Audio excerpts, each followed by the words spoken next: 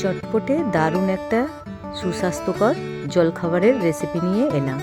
নমস্কার বন্ধুরা, সবাইকে জানাই স্বাগত। চটপটে এই জলখাবারের রেসিপিটা একবার যদি বানানো যায়, রোজ রোজ বানাতে ইচ্ছা করবে। রাতের বেলায় আমি চাল আর ডাল ভিজিয়ে রেখেছিলাম। 1 কাপ সিদ্ধ চাল নিয়েছি আর হাফ কাপ মুগ ডাল নিয়েছি। এখন একটা জারের মধ্যে দিয়ে দিলাম সব, আর দিয়ে দিলাম স্বাদ অনুযায়ী লবণ, অল্প একটু বেকিং সোডা, 1 চামচ জিরের গুঁড়ো, হাফ চামচ আমচুর পাউডার, আর দিয়ে দিলাম হাফ কাপ জল। সমস্তটা দিয়ে মিশ্রণ বানিয়ে নিলাম একটি। বেশি পাতলা বানালে হবে না, এর পরিমাণটা এরকম হবে, ঘনত্বটা। কাপ জল দিয়ে ব্যাটারটা বানিয়েছি। আর এখানে আমি একটা প্যান দিয়ে দিয়েছি। প্যানের মধ্যে 1 চামচ তেল দিয়েছি 4টে রসুনের কোয়া, একটা বড় সাইজের পেঁয়াজ কুচি করে নিয়েছিলাম, ওটাকে লো ফ্লেমে হালকা করে ভাজতে থাকবো। আর দিয়ে দিলাম 3টে কাঁচা লঙ্কা, দিয়ে আবারও একটু ভেজে নিলাম। বেশি হাই ফ্লেমে ভাজলে হবে না। আর এখানে 2টো বড় সাইজের টমেটো কেটেছিলাম, সেটাও দিয়ে দিলাম, দিয়ে আবারও একটু ভেজে নিলাম। এখন দিয়ে দিচ্ছি স্বাদ অনুযায়ী লবণ।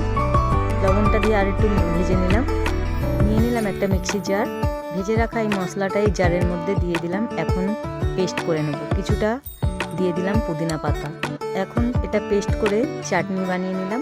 আর একটা বাটির মধ্যে এই চাটনি খেতে দারুণ হয় কিন্তু। আর দিয়ে দেবো এখানে আমি গন্ধরাজ লেবুর রস। এখন 1 চেলা লেবু নিয়ে নিলাম, লেবুটা চিপে এর মধ্যে রসটা দিয়ে দিলাম, দিয়ে ভালো করে মাখিয়ে দেবো উপর নিচ করে। চাটনিটা একদম রেডি হয়ে গেছে।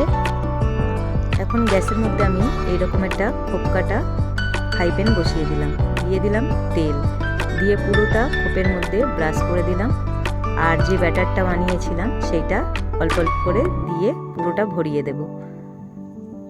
দেখতেই পাচ্ছ এইভাবে একটা একটা করে দিচ্ছি।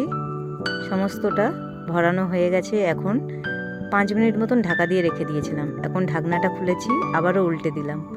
নিচের উল্টানো দিকটা দেখো কত সুন্দর ব্রাউন একটা কালার এসে গেছে, আর দেখতেও দারুণ লাগছে, আর খুব ভালোভাবে ফুলে উঠেছে। আবারও ঢাকা দিয়ে দিলাম। ফের ঢাকা খুলে দেখো পুরো পারফেক্ট ভাজাটা হয়ে গেছে। এখন নামিয়ে নিলাম। দেখতে অনেকটা চিতের পিঠের মতন লাগছে, কিন্তু এর টেস্টটা একদম আলাদা, চটপটে হয়। বন্ধুরা, এই রেসিপিটা কেমন লাগলো অবশ্যই কমেন্টে জানাবে। আর যদি ভিডিওটা ভালো লাগে লাইক ও শেয়ার করো, আর সাবস্ক্রাইব করে পাশে থেকো। ঘরে থাকা সমস্ত উপকরণ দিয়েই আমি এই রেসিপিটা বানালাম। একবার অবশ্যই বাড়িতে ট্রাই করতে পারো, দারুণ হয় খেতে। এখন সাজানোর জন্য দিয়ে দিলাম পুদিনা পাতা।